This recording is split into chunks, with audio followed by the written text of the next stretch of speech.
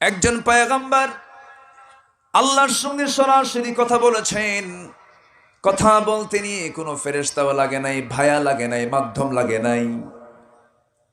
সেই নবীর নাম কি বলেন? মুসা আলাইহিস সালাতু ওয়াস সালাম একদিন আল্লাহকে বলছেন, আল্লাহ আমি তোমাকে একটা প্রশ্ন করতে চাই। কি প্রশ্ন? আমি একটু জানতে চাই, এই মুহূর্তেই পৃথিবীতে সবচেয়ে তোমার নিকৃষ্ট বান্দাটাকে আমাকে একটু জানায় দাও। সঙ্গে সঙ্গে বলা হলো, তুমি এই জায়গায় দাঁড়াও, সামনে দিয়ে একজন বান্দা যাবে, সেই বান্দাই হলো দুনিয়ার সবচাইতে নিকৃষ্ট বান্দা। দেখে নিলেন সেই বান্দা কি তিনি?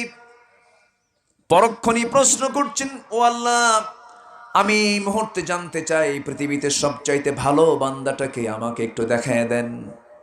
আল্লাহ বলছেন, একটু এই জায়গায় দাঁড়াও, বিকেলবেলা ওই দিক দিয়ে একটা লোক আসবে, সেই লোকটা হবে পৃথিবীর সবচাইতে শ্রেষ্ঠ বান্দা। সকালে যে লোক গেল, বিকেলে সেই লোকটাই ওই দিক দিয়ে আসছে। এবার মুসা বলছেন, আল্লাহ তুমি যে লোক সকালে দেখালে বিকেলে সেই লোকটা ভালো হয়ে গেল কেমনে?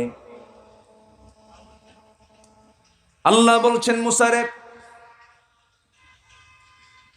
ওই বান্দা সকালবেলা যখন ছোট্ট তার ছেলে সন্তানকে নিয়ে যাচ্ছিল, যাওয়ার সময় ওই ছোট্ট ছেলে সন্তান যখন ওই বান্দাকে জিজ্ঞাসা করেছে, বাবা ওই যে একটা বন দেখা যায়, ওই বনের চাইতে বড় কিছু আছে নাকি? হ্যাঁ আছে। কি? ওই যে পাহাড় দেখা যায়, ওই পাহাড়ের চাইতে বড় কিছু আছে নাকি? হ্যাঁ আছে। কি?